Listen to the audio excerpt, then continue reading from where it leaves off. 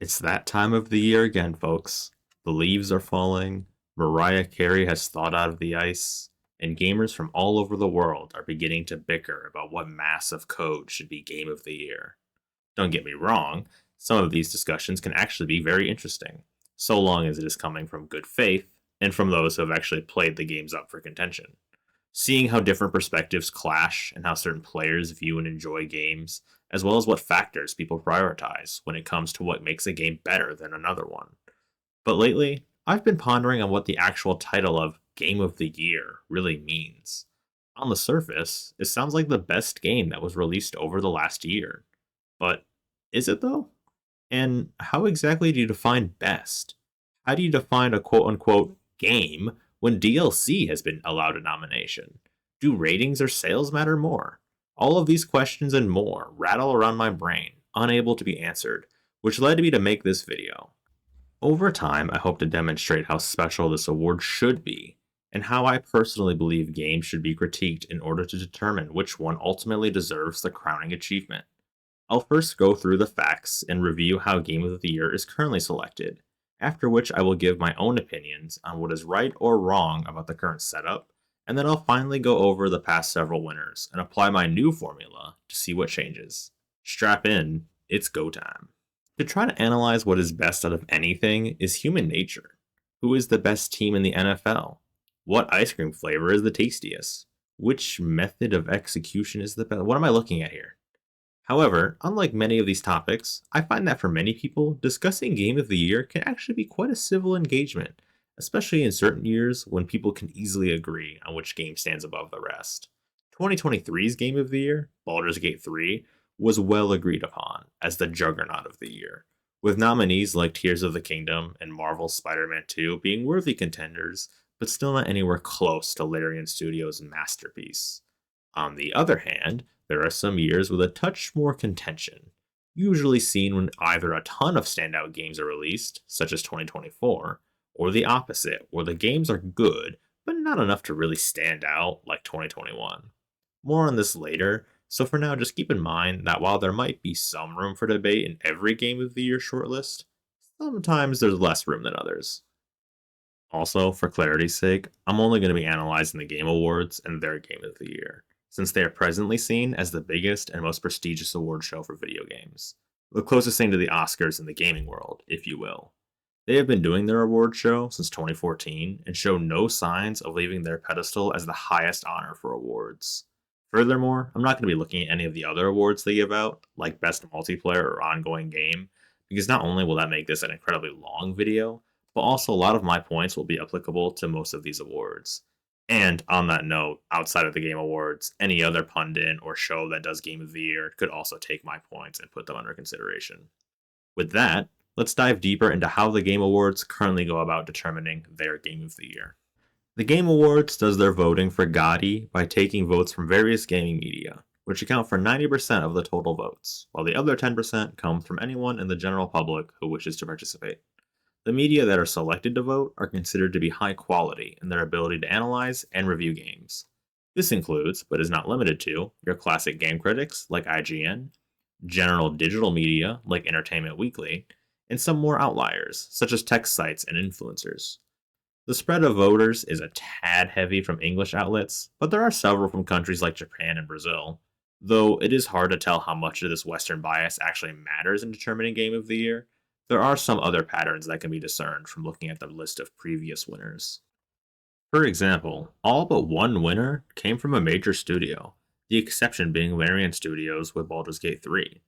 Another pattern is that nearly every winner is a single player or co op game, Overwatch in 2016 being the only multiplayer experience that is player versus player first. But perhaps the most notable pattern is that the game that usually wins Game of the Year is an action adventure slash role playing game, the exceptions being Overwatch again and Astrobot of 2024. I'm not going to weigh in with my own thoughts on these patterns, at least not yet. We're still in the objective part of the video. I'll start bringing in my own thoughts in a moment. What I will say is that my comment about the Game Awards being similar to the Oscars seems to ring even more true when you consider that the majority of movies that win awards like an Oscar tend to be dramas, with other genres seemingly less important to the critics. Though I have a lot less respect for these awards ever since learning that the critics didn't have to watch all of the movies they were voting on. I sincerely hope that Game Awards don't have the same problem, and that the media outlets deciding their votes only allow people who have at the very least tried all of the games up for consideration. Otherwise, the Game Awards are what? Just a bunch of so called critics arguing about games they haven't actually spent the time playing? What is this, Reddit?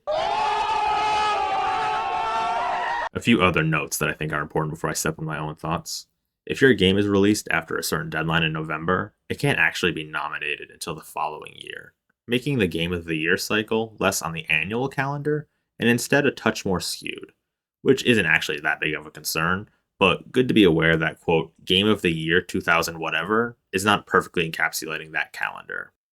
And lastly, at the end of the day, everything that goes into Game of the Year is an opinion. Some people will never play a game that wins the award because it isn't in a genre that they enjoy, and they're not one to branch out, which is perfectly fine. Some game outlets will vote for a game that is trending as Game of the Year when they may actually feel differently, whether that's due to high ratings or just what everyone else is doing. Game of the Year is not as serious as some would make it out to be, but it still does one thing that I will go back to again and again for the rest of this video, and that is put a game into the spotlight. At the end of the day, the question is, what game should be in the spotlight? Now that we're entering the opinionated part of the video, let me start by saying that the current methods and selections seen in the Game Awards are by no means bad. It may seem like I disagree with how things currently go, which is only partly true. It makes sense that story-driven games, as well as ones that let you roleplay, tend to win often. It's a lot easier for people to enjoy those games in their own way. And of course, major studios tend to be the ones that produce Game of the Year material, with their massive budgets. Even the exception of Larian Studios had invested a great deal to make Baldur's Gate 3. My upcoming thoughts are additions and extra considerations that I want to be prioritized in future Game of the Year conversations. So, on the extreme off chance you work for Polygon or GameSpot or whatever, that you can bring it up at the next work meeting. To start, something I believe deserves far more recognition when considering Game of the Year are games that change up the formula. Literal game changers, if you will. The reason why games like Call of Duty or 2K don't ever see nominations for the ultimate prize, despite very high sales numbers, is that they're the same game every year. And not in the sense that it's just a copy and paste of the previous year's installment, though perhaps that's partly true for a few of the games, but rather, you know exactly what each game is going to be, even before it drops. The details might alter in every release, and there will naturally be some things to make the latest game unique in some way, but there's never going to be some industry first found in any of them. If the NHL game suddenly dropped one that had gameplay similar to Puck, that might be the sort of mix-up that stands out enough to warrant increased consideration for the award. A game that I think perfectly encapsulates this concept is Balatro, which was indeed nominated for Game of the Year in 2024.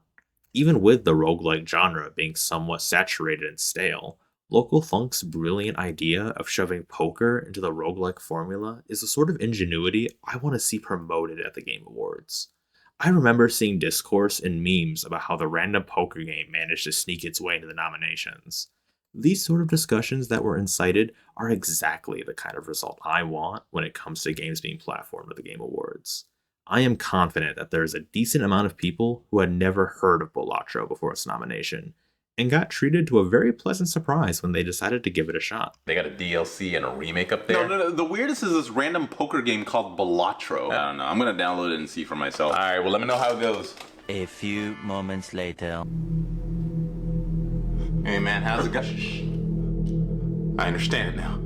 I think I got it this time. Bro, are you okay? What's going on? You see the pattern too? If I just re-roll enough times to unlock this Joker, it will multiply my chip output to unlock the next deck. What are you talking about? Balatro! You're still playing that game?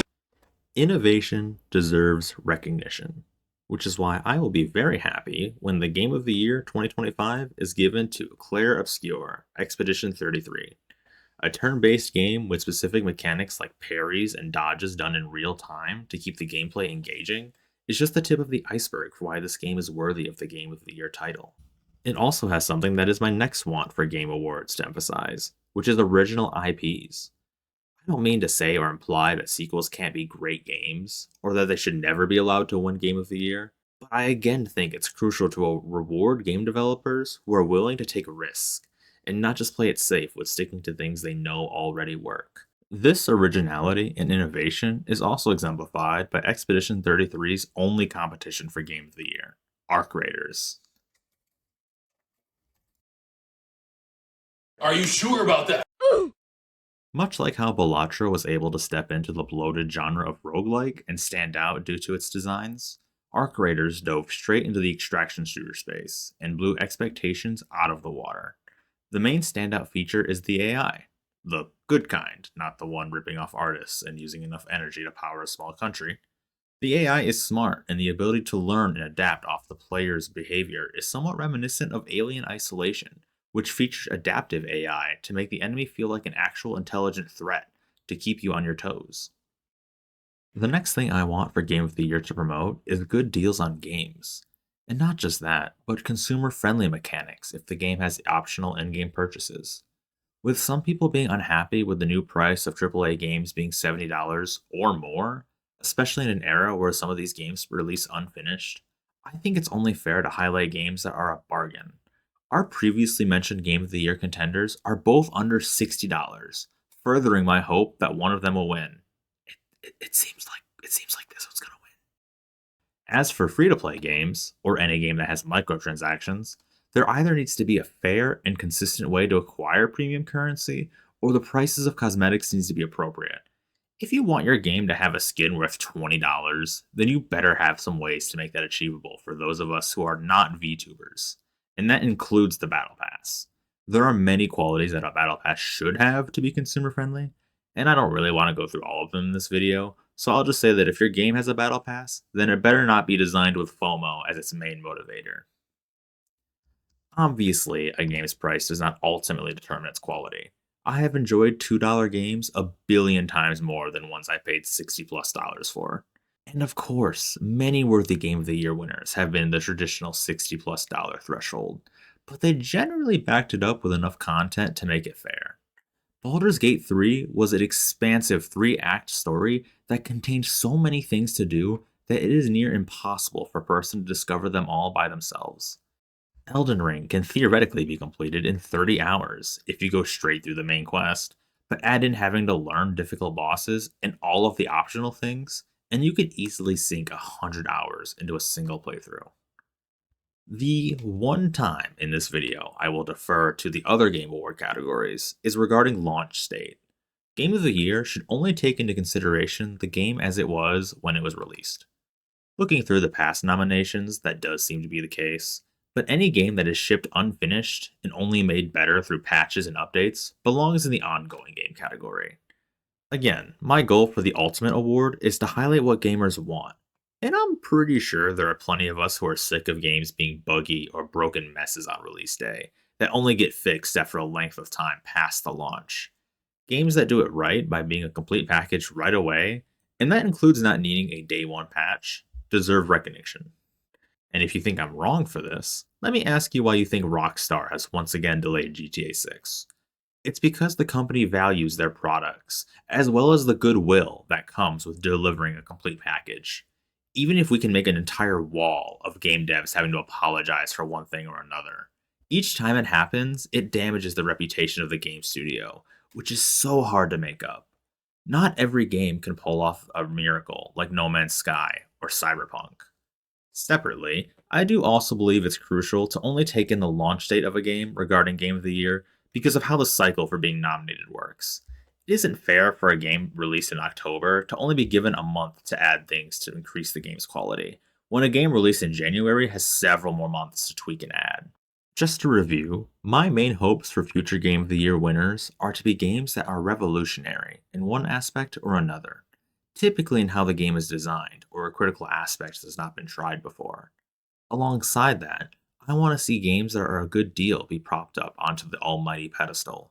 Even better if they are consumer friendly with any optional purchases that the game offers. With all that set up, let's go over some of the last few Game of the Year winners, with the runner-ups to see if some things should be different using my additional emphasis. Yeah, it's rewind time.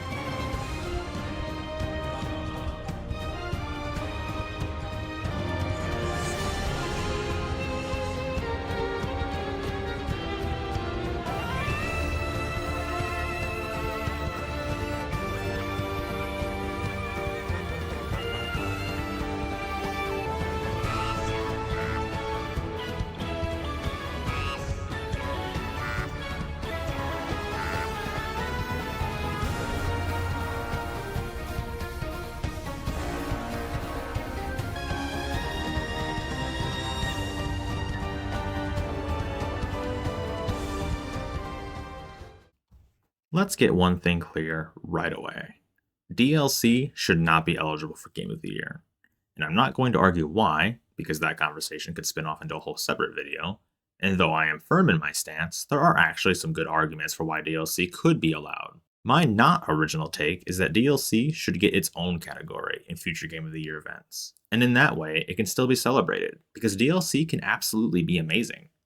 With that out of the way, let's take a look at the rest of the nominees that didn't win. While I have already praised Balatro in this video, and previous ones for how impressive the game design is, I can actually understand how it is a game that a large portion of gamers simply wouldn't be interested in. It deserves the honor of having a nomination, but I would be lying if I said it deserved a Game of the Year 2024. As for the other nominees, I have to be upfront and admit that I have never played them, nor have I seen a lot of gameplay, so I can't with good conscience claim if these games are truly good or not. What I can do is gather the public opinion and facts about the game and to see if they match my hopes for the ideal Game of the Year winner. To run through them quickly, a remake shouldn't win. Nominated is fine. Black Myth Wukong is a strong contender, and it is actually quite cool to see Chinese mythology explored. Though, despite great sales numbers, there were some seemingly valid complaints that could be ironed out in a sequel. Metaphor Revenantazio, I think I got that, is in the same boat. A really solid game that stands out, but has some flaws to hold it back from being a true masterpiece. Astrobot won, and out of the nominees, I agree with it deserving the win. Platformers have been slowly fading out as a genre, so I'm already on board with one as stupendous as Astrobot to take the prize. Even more so that it is an original platformer and not just another Mario game. But anyone who has seen my other videos may have guessed, I think a game was robbed of not just a nomination for Game of the Year, but the actual prize as well. It wouldn't be a video by Valander if I wasn't glazing of Helldivers 2. And though I'd love nothing more than to continue the tradition of heaping praise onto this game, I'll stick with my criteria to keep things brief. Helldivers 2 deserved 2024 Game of the Year because it is the first live service game that actually takes full advantage of the live service model. The good live service games have a steady flow of content to keep the game fresh. A lot of battle royales do this, with Fortnite being a very great example of how to do it well.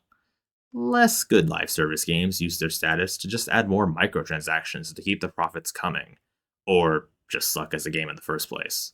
Suicide Squad, Kill the Justice League, and Redfall are great examples of that.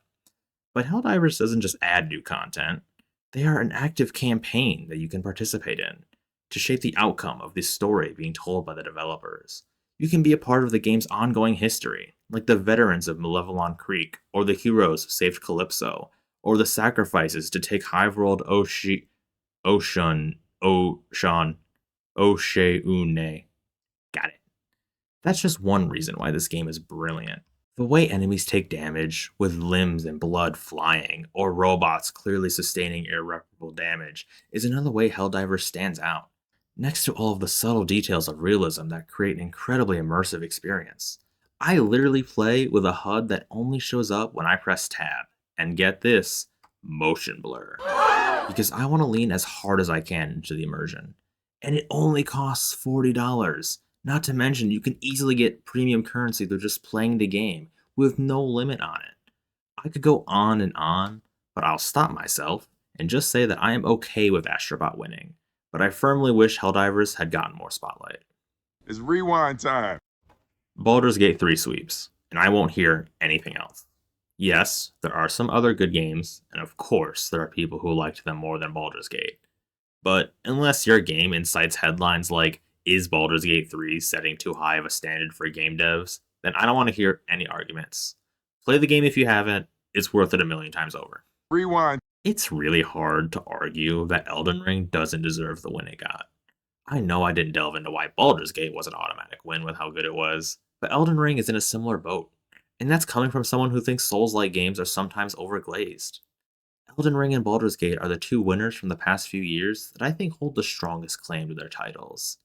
Despite Elden Ring being yet another Souls-like release from Software, it still managed to smash all expectations that had been set. If you didn't know, Elden Ring was actually voted to be the most anticipated game for 2 years in a row, to put into perspective how excited people were for this game. Once again, I can acknowledge that some people simply couldn't get into Elden Ring, but those who did can probably pinpoint exactly when they knew this game was going to win Game of the Year. Whether it was going down the Riverwell for the first time, Radahn's mid-phase transition, or even just walking out into Limgrave for the first time, there was an air of, yeah, this is a great game.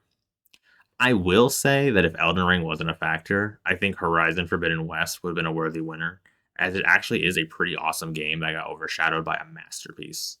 Which is somewhat on the game devs for not changing the release date, especially after something similar happened with their previous game launching next to Breath of the Wild. It's time. Alright. I know the thumbnail suggests that It Takes Two was lucky to win Game of the Year. And I mean that in the sense that 2021 was such a poor year for major game releases that It Takes Two was able to stand tall among the chafe. If Elden Ring hadn't been delayed, then it would have been the most unbalanced set of nominees for this Game of the Year. But since it was pushed back into 2022, there was no standout game to make an easy call. Although that sounds bad, it did allow a very neat game to take the prize. It Takes Two proves that couch co-op is still very well alive, despite many game studios abandoning split-screen gaming. It also is set up in a brilliant manner that allows for a person who is super into gaming, but whose partner or friend may not share the same passion to be able to play through the game together. Not to mention an original story that can really speak home for a lot of people, with a homey art style and great comedic moments. The success of this game paved the way for another great game of similar style, Split Fiction, to be released with a similar reception to It Takes Two, which is the exact scenario I want to see from a niche Game of the Year winner. From my own research and analyzing public opinion, it seems the only other game that some people think may have been robbed was Metroid Dread, which, as someone who didn't play it, I don't know how good the game is, but since Dread clearly wasn't good enough to win with the set list against it, I think if I'm sticking with my personal criteria, I have to stick with It Takes Two as the rightful winner. No matter how big what does the script say? How big the gyat is, as the kids say. God, I hate that word. And 6-7. I hate 6-7. If only I could stomach this nonsense so I could attract the only viewers who have actual free time. Wait, no, not attract. Like, no, not attract. No. This is the last set I'll go through. Mostly because I'm going to come out swinging and say that I can acknowledge The Last of Us Part 2 as a great game. As a die-hard indie game fan, I will always defend Hades as deserving Game of the Year. If Balatro was deserving of a nomination, Hades is the roguelike that deserved to go all of the way. And all of the weird politics and other stuff surrounding The Last of Us aside, ignoring that completely, it was a good story with some very good gameplay. But Hades had the special sauce. The Last of Us is the peak of Game Award bias, coming from a big studio, action adventure, and has a story that is admittedly quite good. Perfect Game Awards fodder. Meanwhile, Hades is a $25 game that can easily suck you in for hundreds of hours, is consistently ranked as one of the best roguelikes, and, perhaps what I hold most dear of all, was an original game. Not that this next bit matters, but it also inspired an even better sequel, which is exactly what I want from the Game of the Year, just like with It Takes Two. What came out of The Last of Us success? I'm gonna be a dad. Game of the Year should not be what game sold the most copies. Sometimes bad games get a lot of sales, and many masterpieces go unnoticed by the masses.